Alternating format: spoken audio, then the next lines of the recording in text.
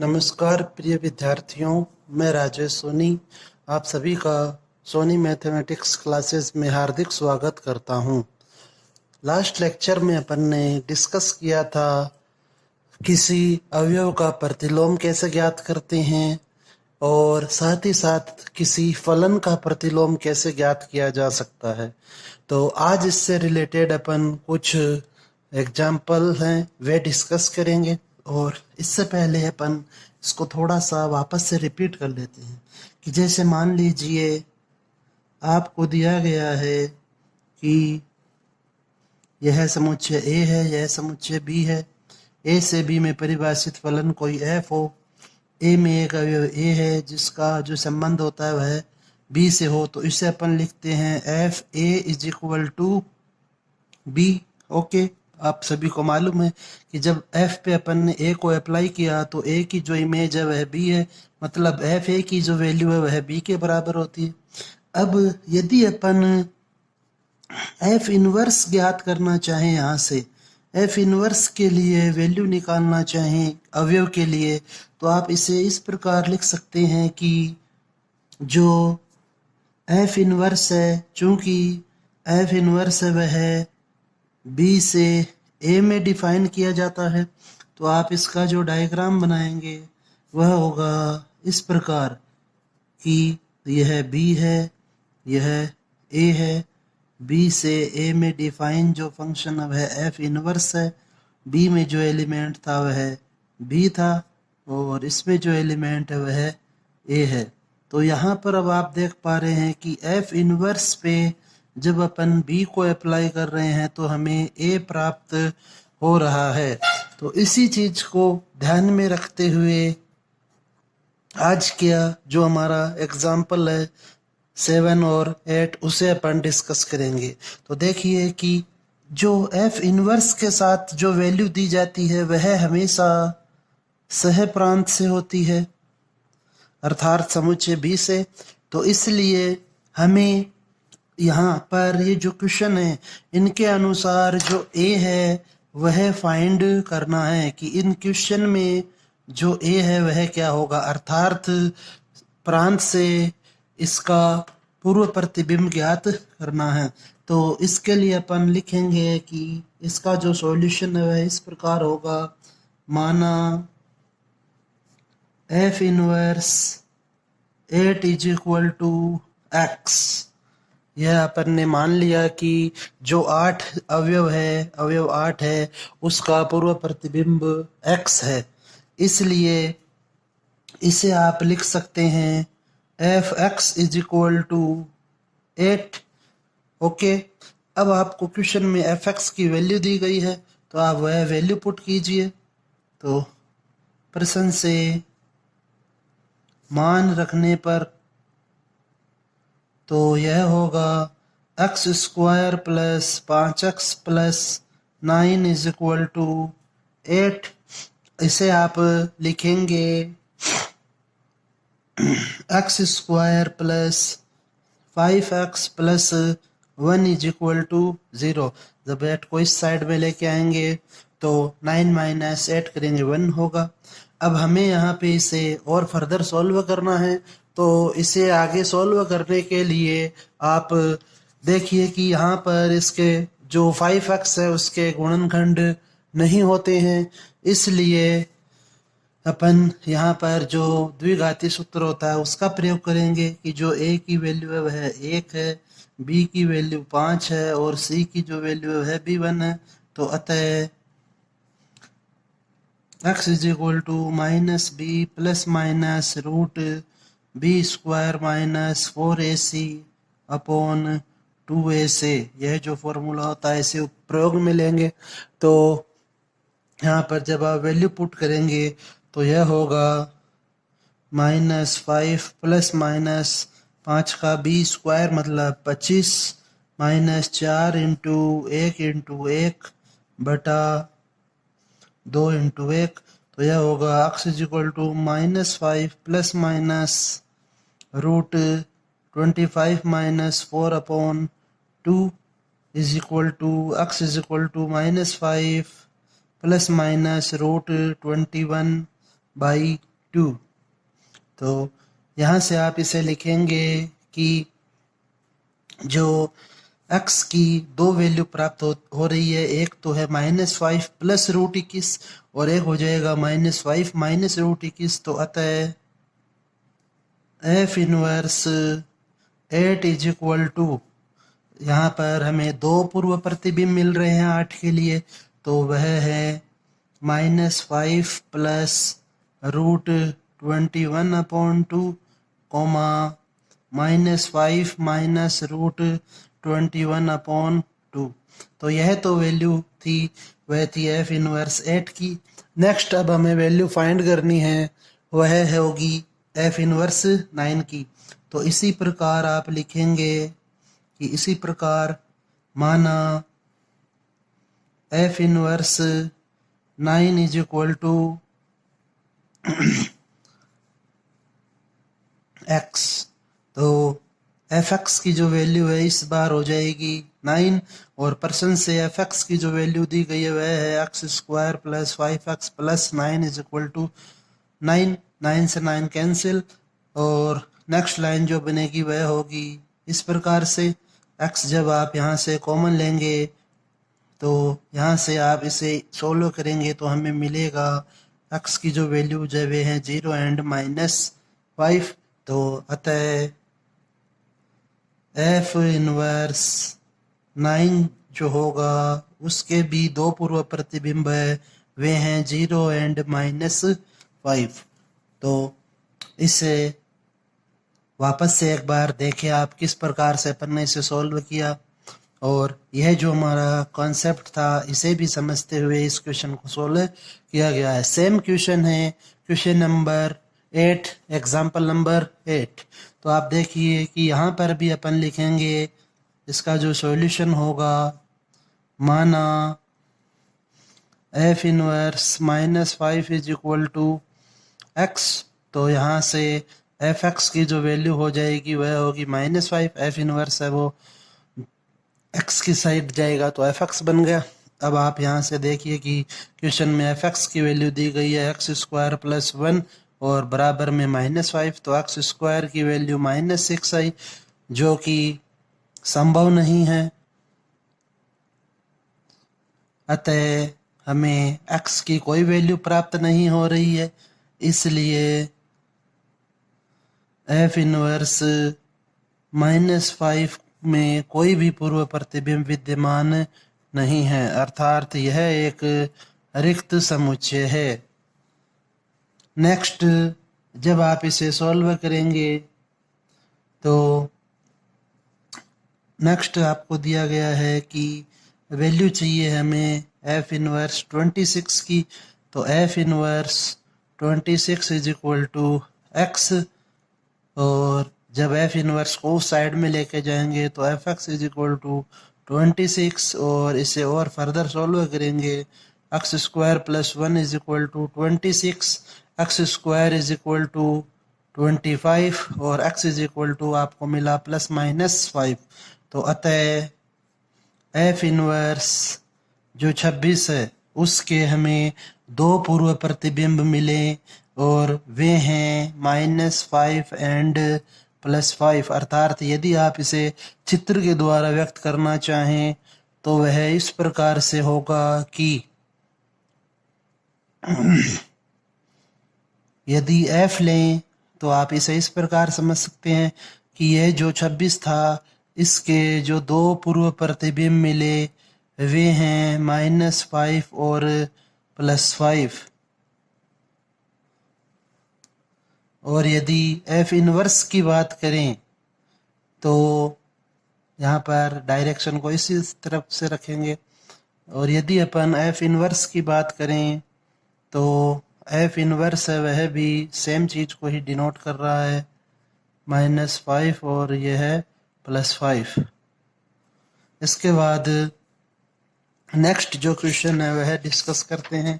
तो 9th जो question है वह आपका दिया गया है कि यदि f R से R में परिभाषित हो और f(x) is equal to x square plus 2 हो तो सिद्ध कीजिए कि एफ एक की आच्छादक फलन है। अर्थात हमें यहाँ पर सिद्ध करना है कि एफ वह एक की आच्छादक फलन होगा। तो इसके लिए आप देखें कि सबसे पहले हमें चेक करना होगा कि है एक ही है अथवा आच्छाद बहु एकी फलन। हमें चेक करना होगा कि है एक ही फलन है अथवा बहु एकी फलन। तो आपने लिखा एक ही अथवा बहु एकी फलन की जांच। तो एक की कक्षा 11 में आप यहाँ से आप क्लास जो 11th की एक्सरसाइज सेकंड है उसमें इसके कुछ एक एग्जाम्पल दिए गए हैं, उन्हें और देखें ताकि आपके ज़्यादा क्लियर होगा। तो देखिए कि इसमें जो दिया जाता है कि लिखना होता है आपको कि एक ही फलन की परिभाषा के अनुसार एक ही फलन की परिभाषा के अनुसार माना x1, x2 बिलोंग टू और प्रांत कि प्रांत से अपन ने कोई दो अवयव लिए x1 और x2। और अब आप लिखेंगे यदि f x1 is equal to f x2, यह अपन लेकर चल रहे हैं। तो एफ x1 की जो वैल्यू होगी वह होगी x1 का cube plus 2 is equal to x2 का क्यूब प्लस 2। 2 से 2 कैंसिल होगा तो आप इसे इस प्रकार से कैंसिल कर सकते हैं। इसके बाद नेक्स्ट जब आप यहाँ लिखेंगे तो यह बचेगा x1 का cube is equal to x2 का क्यूब या x1 is equal to x2। तो यदि आपको x1 बराबर x2 प्राप्त होता है, यह लेकर चलने से यदि आपको x1 बराबर x2 प्राप्त हो रहा हो तो वह फलन हमेशा एक ही फलन होता है। अतः यह एक ही फलन है। नेक्स्ट अपन इसके लिए डिस्कस कर रहे हैं कि यह आच्छादक होगा अथवा अंतरक्षेपी फलन होगा। तो यदि किसी विद्यार्थी को इन फलनों के बारे में मालूम नहीं हो, एक की बहु एकी आच्छादक अंतरक्षेपी, तो वह लास्ट क्लास को जरूर देखें।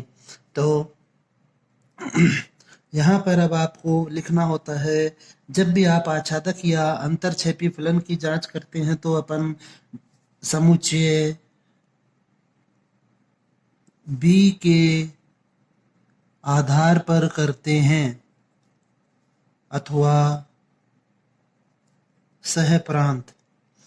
इसकी जो डेफिनेशन होती है वह भी इसी प्रकार दी जाती है कि यदि समुच्चय B के सभी अवयवों का पूर्व प्रतिबिंब A में उपस्थित है तो वह आच्छादक फलन कहलाता है। अतः जब भी आप आच्छादक अथवा अंतरक्षेपी फलन की जांच करें तो आपको हमेशा समुच्चय B को देखना होता है। तो यहाँ पे अपन देख रहे हैं कि यदि समुच्चय B में दिए गए प्रत्येक अवयव का पूर्व प्रतिबिंब उपस्थित हो तो वह आच्छादक फलन होता है।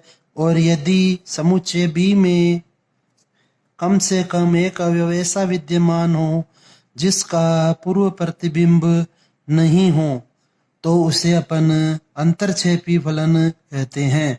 यह अपन ने डिस्कस किया था, यह आपका रफ पार्ट है, इसे आप देख सकते हैं वापस से। तो सबसे पहले आप लिखेंगे माना fx is equal to y कि जब आप x पे f पे x अप्लाई करेंगे तो आपको जो वैल्यू मिलेगी वह होगी y। इसके बाद में आप यहाँ से अब देखें कि क्वेश्चन में जो fx की वैल्यू है यह थी, तो आप इसे लिखेंगे कि y इज इक्वल टू हो गया x क्यूब प्लस 2।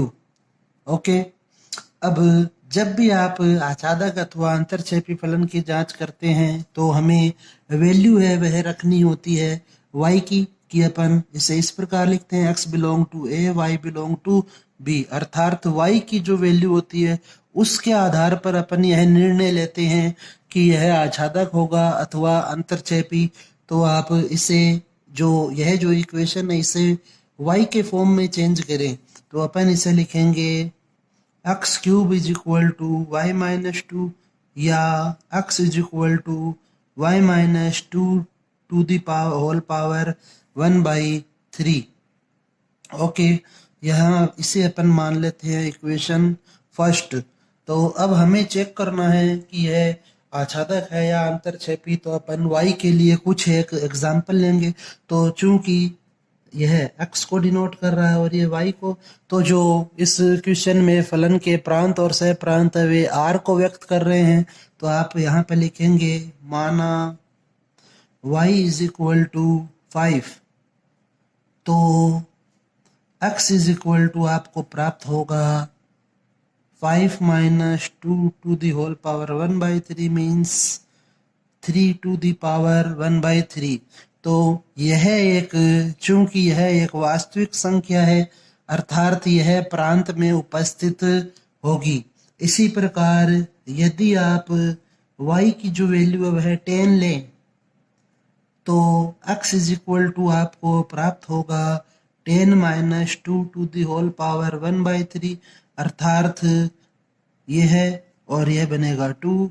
तो जब आप y की वैल्यू 10 लेंगे तो आपको 10 के लिए पूर्व प्रतिबिंब 2 प्राप्त होगा अर्थात इसे आप इस प्रकार से देख सकते हैं कि यह जो 10 है इसका पूर्व प्रतिबिंब 2 मिलेगा।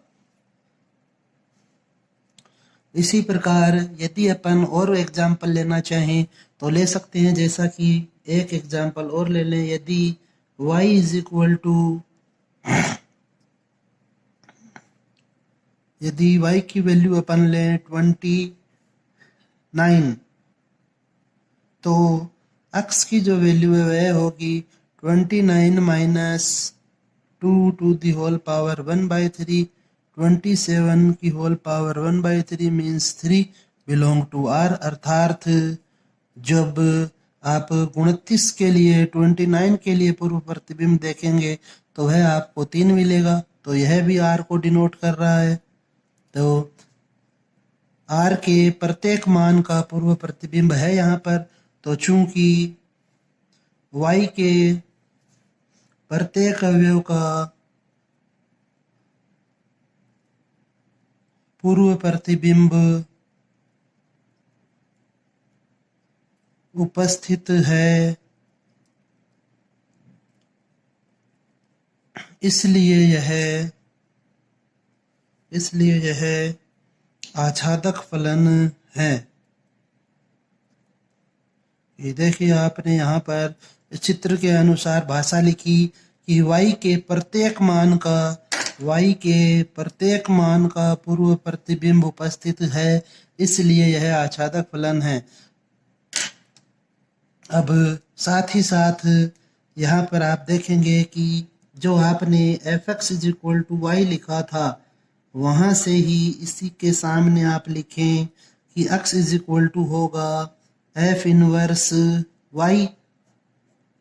तो समीकरण 1 से आप लिखेंगे कि जो x का मान है वह आपको मिल रहा है f इनवर्स y।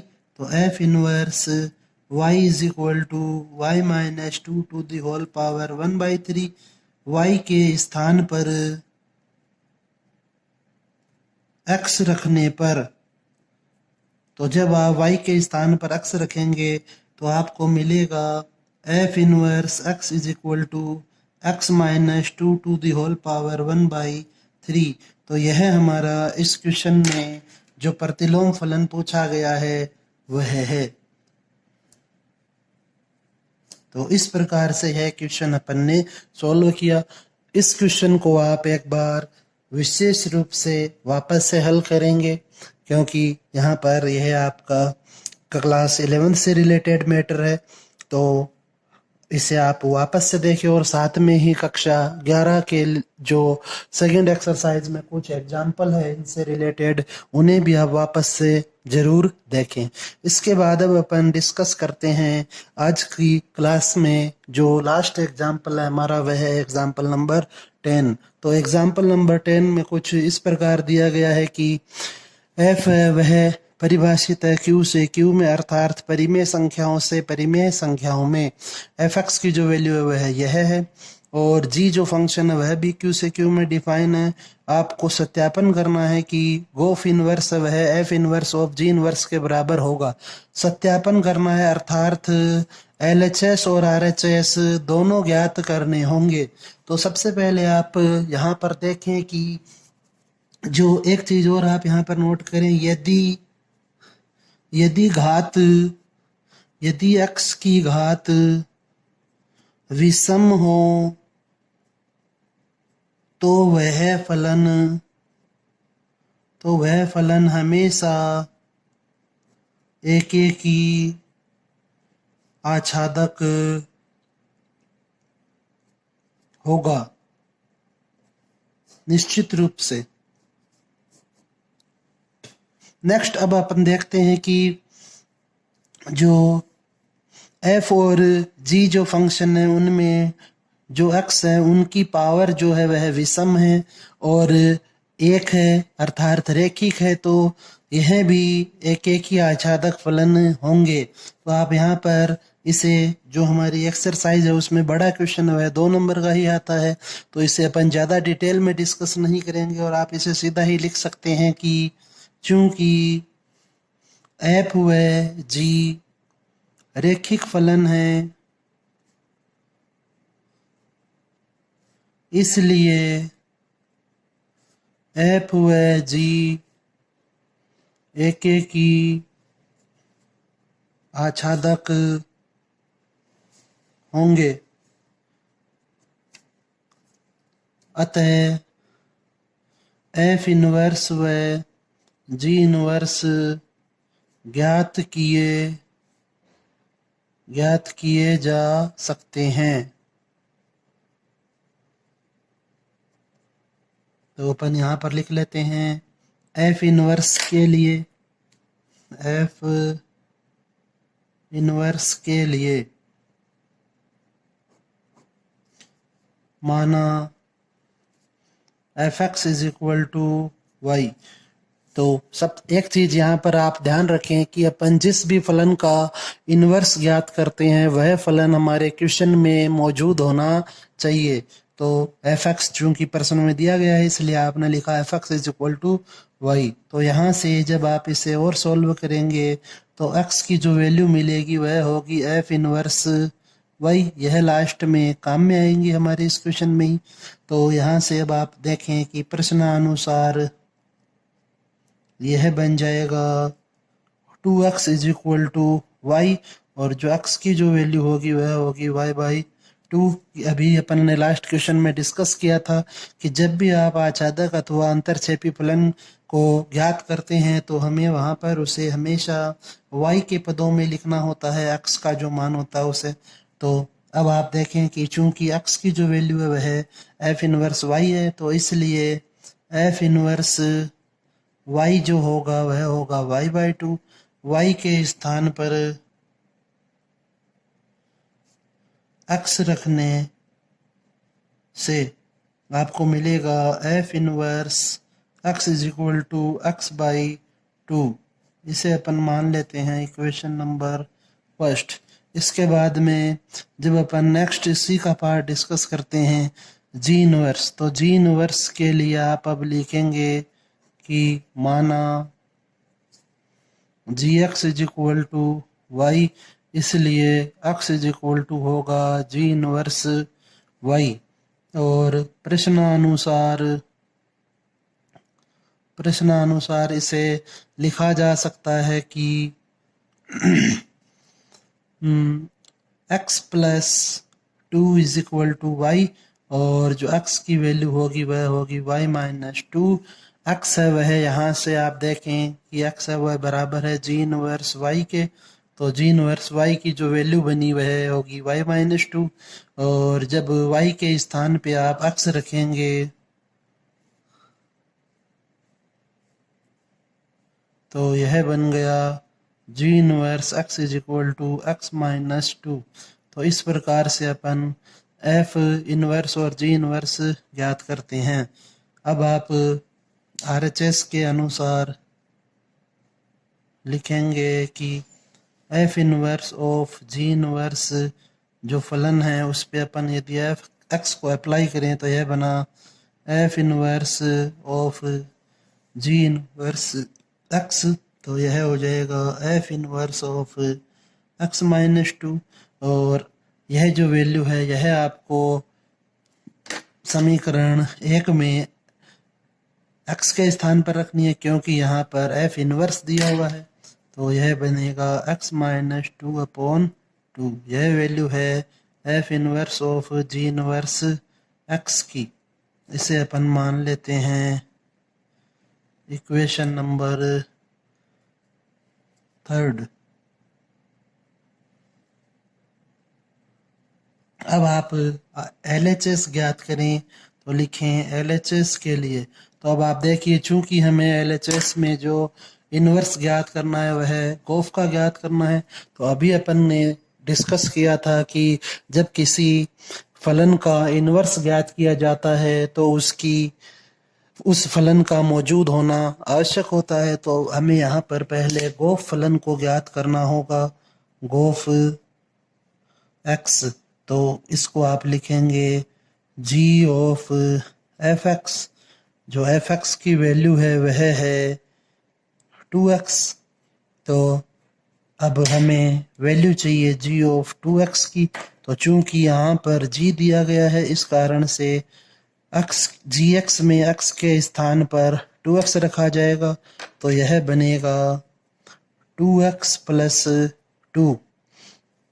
अब आप यहाँ से देखें कि हमें जो गोफ फलन प्राप्त हो गया है, तो अब अपन गोफ इनवर्स ज्ञात कर सकते हैं। तो अब आप यहाँ से लिखेंगे कि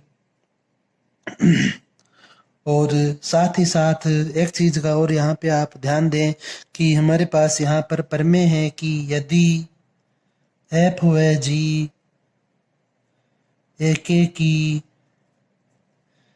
आच्छादक फलन है तो इनका संयुक्त फलन भी